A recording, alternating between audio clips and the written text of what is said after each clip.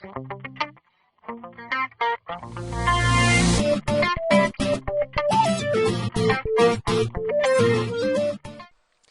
Andrew Hawks here. Hope you're all doing extremely well out there. We certainly are around these parts today. Just want to share with you my simple goals formula.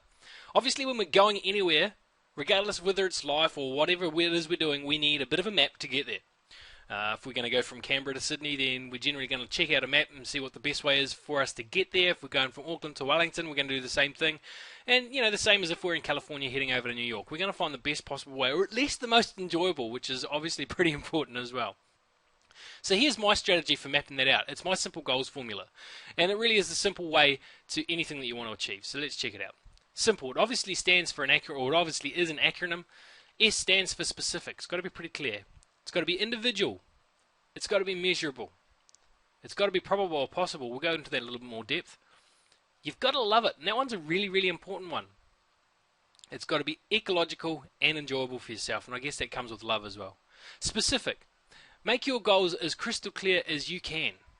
Use all of your senses. What do you hear? What do you smell? How do you feel when you achieve that goal? I mean, that's something that's really important. Is it going to make you feel really, really empowered? Are you going to be happy? Are you going to be crying? What is it that you're going to feel when you reach that goal? Be really specific. What's the date and time? Now, that one's an important one. It's easy to say, well, next month. I'm going to do it next month. Well, yeah, but next month becomes next month, doesn't it? And next month becomes next month. And next month becomes next month. You can see where that's going.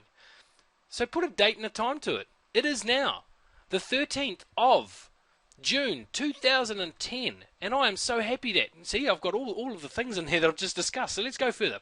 Individual, make sure that your goal is yours, not anyone else's. What do you want to achieve? Or why do you want to achieve this goal?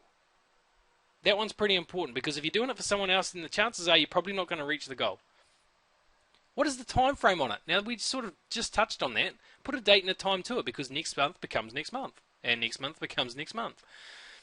What key indicators are you going to use to assess your progress towards that goal?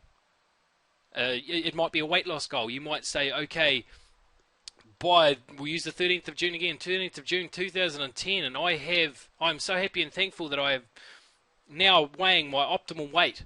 Okay, great. Now, what we're going to do is we're going to put some action steps in the way. Okay, so if I'm going to do that by the 13th of June, and you know what your optimal weight's going to be, then you might say, right, by the 15th of May, I'm going to be X. And then you could do it in weekly increments. I don't know. It's really up to you. Have a bit of fun with it. Probable and possible. Okay, have you always reached the goals that you've set? If you have, great. Stretch a little bit further. If you haven't, then maybe you want to wind your goals back just a little bit. And I'm not saying not think big, because you've definitely got to think big when setting goals. I mean, make goals stupendously big, but something that you're comfortable with, if that makes sense to you. Yet, now do it with baby steps. I mean, how do you eat an elephant? You do it at one bite at a time, of course. So set a goal that you're sure you can achieve, and then stretch that a little bit further, just so that you're outside of your comfort zone. You're not stuck in that place. Now, you've got to love it. I mentioned this. You've got to be in love with your goal. There's nothing that will drive you faster towards your goal than absolutely being in love with it. Just imagine how you're going to feel when you get that new car, when you get that promotion. I don't know. What is it for you? What is your goal? Ecological and enjoyable. Now, to put it simply, is it safe for you?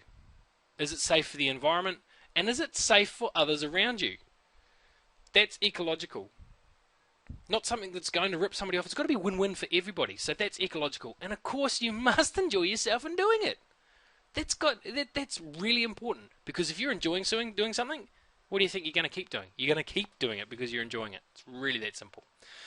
Okay, so thank you. Now that really is simple, right? So make sure you keep an eye out for more simple techniques and strategies to help you from day to day.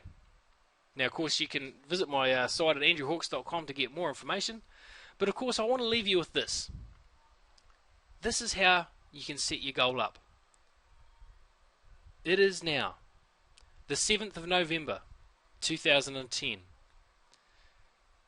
And as I race across the finish line for the Coolangatta Gold, I look back with my arms clasped behind my head, getting that extra oxygen in. And I'm so overwhelmed by joy for competing and completing the 2010 Coolangatta Gold. That is actually one of my goals. So, that's something you can do to to help yourself set your goals. Use the formula like that. Have some fun with it. Make it a great day. Take care.